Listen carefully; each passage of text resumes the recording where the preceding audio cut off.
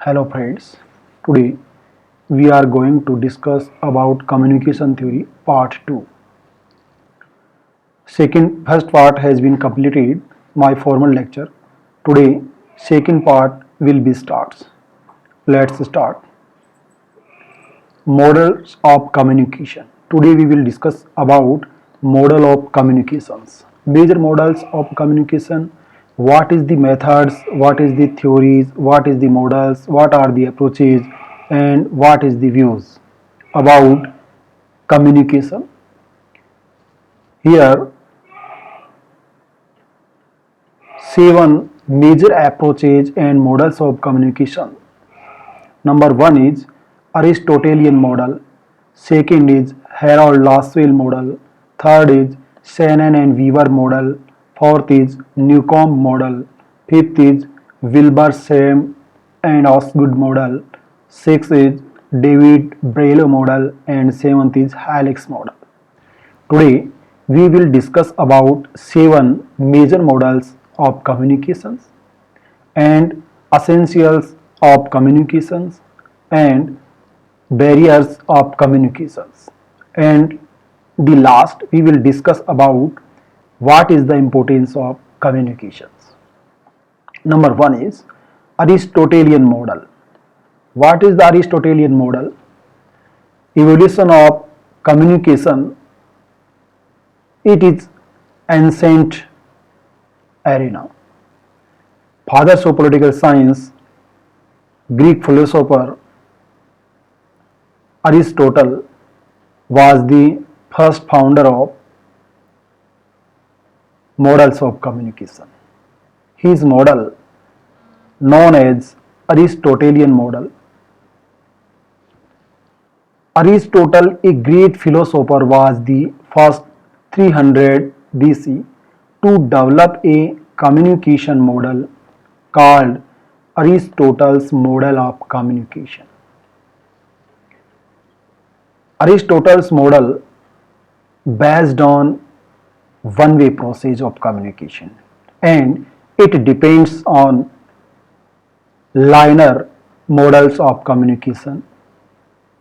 It means communication is a one-dimensional process according to Aristotle. It is not two-dimensional process. Basically, communication process belong to three major components. Aristotle states that first is sender, second is the message, and third component is receiver. So, sender is an active participant, sender is an active role play, and the receiver is passive role play. It means sender is important rather than receiver. First important element is sender, second is the message, and third is the receiver. Receiver is a passive active. Passive actor, it means receiver cannot respond to the sender. Receiver role play as a listener and listener. He is only listen and listen, not response. He have not any response. This concept is used in public speaking, seminars and lectures. Basically, Aristotle's model of communication are most important in current scenario. Many times you have seen in the public lectures, seminars and lectures and other conferences, workshops, etc. There a important role play by the sender, and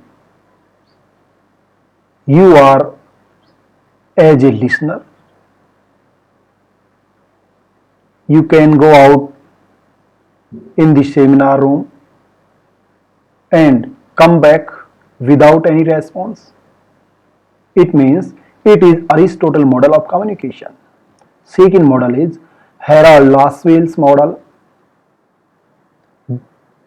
This structure and function of communication in society 1948, written by Harold Laswell.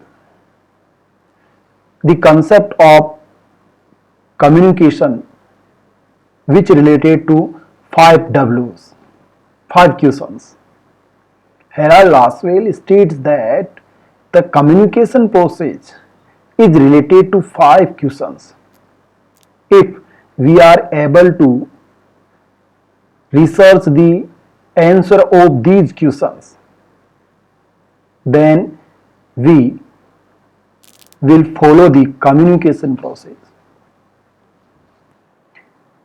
He defined communication process as number one is who, it means who says, what, it means what says, which channels, it means what is the medium of communication, and whom, it means who is listener, and the what effect, it means what are the effectiveness on society and other persons of communications and dialogues and speech.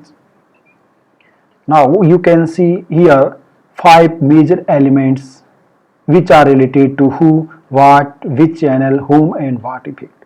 First is who. It means who says. Sender is saying. It means sender is saying. What saying? It means what is the message, what is belong to message. Then next, which channel, what is the medium of communication, it means which channel, it means medium of communication. Then whom, who is listener, it means who is receiver. Then what effect is related to effect, fifth components of the communication process. Next, he follow Aristotle's rhetoric in his model, adding channel and medium.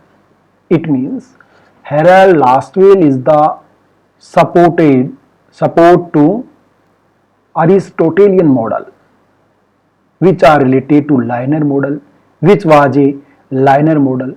It means Harold Laswell also states that or says that communication is a one-way process, not is two-way process. Okay. Then next, third model is Shannon and Weaver model. Shannon and Weaver is founder father of this model. Shannon and Weaver are the founder father of this model. The first major model for communication came into 1949 by Claude Shannon and Warren Weaver of Bell Laboratories, which laid the foundation for the different communication models. It means many communication models have emerged to the Bell Laboratories. Shannon and Weaver also related to Bell Laboratories. Their model, known as their nomenclature, Shannon and Weaver's model. Then next, a linear process. It means Shannon and Weaver says that, or according to Shannon and Weaver's, communication process is a linear process. It means one-dimensional process, a simple model. This model is very easy model. Their content message is very identify but hard to solve. It means identifying the problem or other content, it is very easy, but solve the problem, that is very hard. Then source is dominant factor in communication process. It means first major components of this communication process according to Shannon and Weaver, source, it means sender is the important factor, important role played by the sender in communication process. And the last, noise, a disturbing factor. It means Shannon and Weaver also added the new factors and component noise It means noise is the essential part of communication process according to Shannon and Weaver. It is the way demerits of this model. It is also demerits of this model. It is also known as telephonic model of communication. It means this model known as telephonic or telegraph model. You can see here via diagram Shannon and Weaver models. Source, it means source of information. Who saying, it means who saying, sender. Transmitter, it means translated. Encoding and decoding and language or other aspects. Then signal, it means message have received or message have been sent. Then receiver, it means listener. Then destination, it means what is the last point of the communication process. Destination is the last point of communication, but noise is also essential part of communication process. You can see here noise via arrow related with this signal. It means noise is the essential part of communication process. Then NICOM model of communication. It propounded by the Theodore M. NICOM in his work of the N approach to the study of communicative acts 1953. Then the role of communication in social relationship society and it maintaining social equilibrium within the social system. It means Newcomb saying that, or Newcomb says that communication is a social process. Communication process have important role play in the society to maintaining the social relationship and to the maintain the balance in the society or social balance in the social system. It means it is a social process. It is called as an ABX model of communication as it works in a triangle format ABX. It means three essential part of communication process according to Newcomb. First is the receiver, second is the sender, and third is the content, topic, and the message. You can see here B is sender and A is receiver. But after some time, A will a receiver and the B will be A will be a sender and B will be a receiver. So arrow from B to A and then A to B. B to A and then A to B. It means communication is the two-dimensional process according to Newcomb, and between the process of communication X is topic and content and the message. Then next model of communication is Wirbler, Schramm and Osgood model. Osgood and Schramm circular model of communication. It means Wirbler, Schramm and Osgood model, also known as circular model of communication, was an attempt to rectify the earlier linear models of communication. It means it is a rectify models of former linear approaches. Next, communication process does not start and end. It means communication process will not start a specific point and not end at a special point.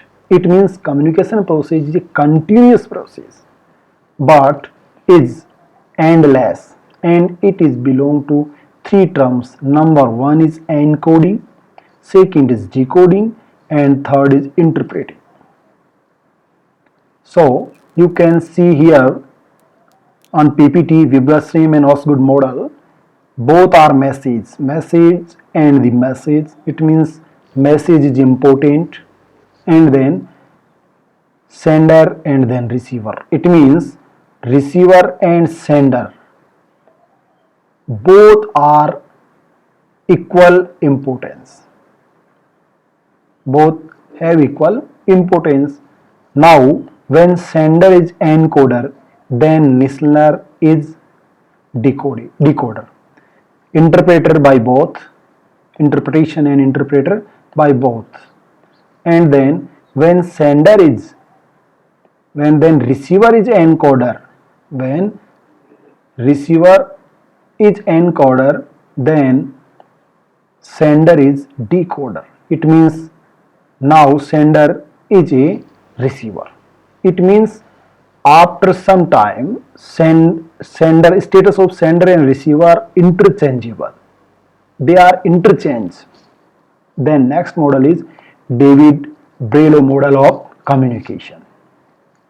The relationship between the person sending the message and the receiver. It means communication define the relationship between two persons. First person is sender and second person is receiver. According to this model, for the message to be properly encoded and decoded, the communication skill of both the source and receiver should be good. It means encoding and decoding is the most important situations. So they are completed by the sender and receiver, but for this purpose sender and receiver both are also skilled person. Then next, this model also called is SMCR model. SMCR means S means sender, M means message, third C means channel, and fourth R means receiver. So it is called as SMCR model of communication. SMCR model has four main components, four major components, main components, and each component has its own five subcomponents. It means every major component has five subcomponents. Then you can see here David Brelo's model by diagram. You can see here sender S, message, C for channel, R for receiver. It means SMCR model diagram of David Brelo. Sender have five major elements. Number one is communication, second is skill attitude, third is knowledge, fourth is social system, and fifth is culture. As well as message have five subparts: content, second is element, third is treatments, fourth is structure, and fifth is code. As well as channel have five components: hearing, seeing, touching, smelling, and tasting. As well as receiver and sender. Receiver and sender both are equal. It means important equal role play by the sender and receiver, because after some time sender become a receiver and receiver become a sender, because communication is a two-dimensional process from A to B and B to A. Okay, next, so receiver has as well as components as a sender: communication and the skill attitudes and knowledge and the social system and the culture, fifth components. Then next and the last model is helix model of communication. It means helical model of communication proposed by Frank Dance in 1967. Helix model is a three-dimensional object model. It means it is related to smooth curve. Helix is three-dimensional object with a shape like that of a smooth curve that goes upwards as also come downwards. It means two type communication in this model, from superior to subordinate and subordinate to superior. It means communication method is downwards top to down and upwards bottom to top. You can see here, this is the symbol and diagram of helical model of communication. This is the very small point and this is the big point. You can see here size is very small and this their size is very big. Okay, then next, essentials of communications.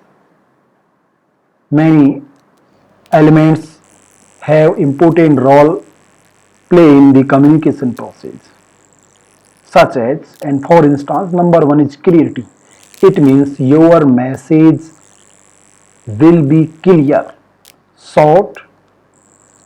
It means it is not in clarity. Clearly mention in the message what want do you or what should be done. What is the message? What is the purpose? Then consistency. It means your message consistency have as consistency with the object, with the listener, with the encoding and other parts of communication. Adequacy. It means your message is important, your message is adaptancy, your message is adequacy. Then next, timeliness. Time is the important essential for communication. So timely sender and receiver send the message and receive the message, and timely do response. Then uniformity. It means no differences between the one message and second message and other message and other aspects of communication process. Uniformity is the in the message and uniformity in the communication process. Then flexibility. Flexibility, it means communication process will not be rigid. Communication process will be flexibility according to change, according to situations, according to time, according to destination, according to objectives. Communication process should be changed. Then acceptability. It means it is very important, essential for communication process. A sender do a mistake, then accept the mistakes. Many times you see that the person and manager and the authority cannot recognize our self mistake, but acceptability is the very good factor for effective communication. And then last, use of information technology. You can see now in contemporary scenario many tools of information technology like Twitter, Instagram, WhatsApp, Facebook, news, telecommunication, TV, computer, internet and other extra. If you want to become your communication process as effective, so use the information technology. Then next topic is barrier of communication. What are the barriers in the communication process?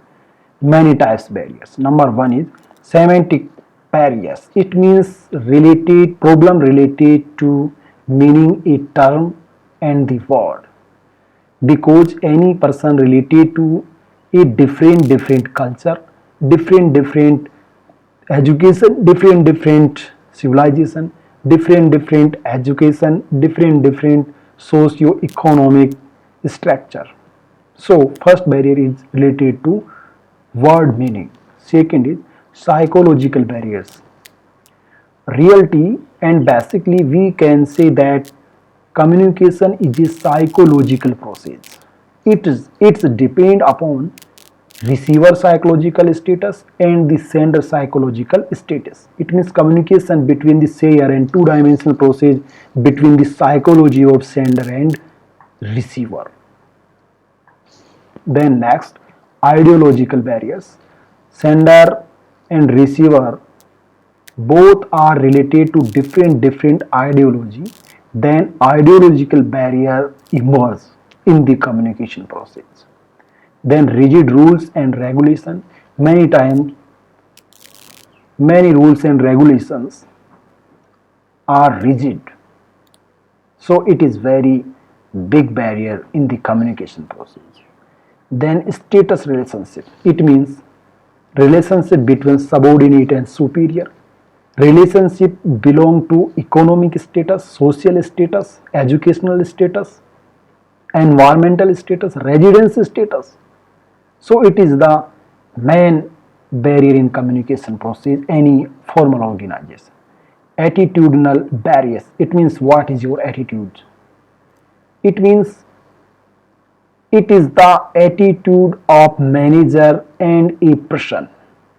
If you are very soft, liberal, human, then communication process will be very effective. But you are not liberality, humanness, humanity, then communication process will be not effective, athwa, or effectiveness not effective. Then complex structure, it means organization, many times organizational communication is complex structure. It means complexity is the next barrier in communication process. And the last is resistance to challenge. It means sender and receiver and other parts of communication no want to change according to situations, according to time, or according to technology. It is the main barrier in communication process. Then last topic, importance of communication. It means what are the importance of communication? What is the use of communication?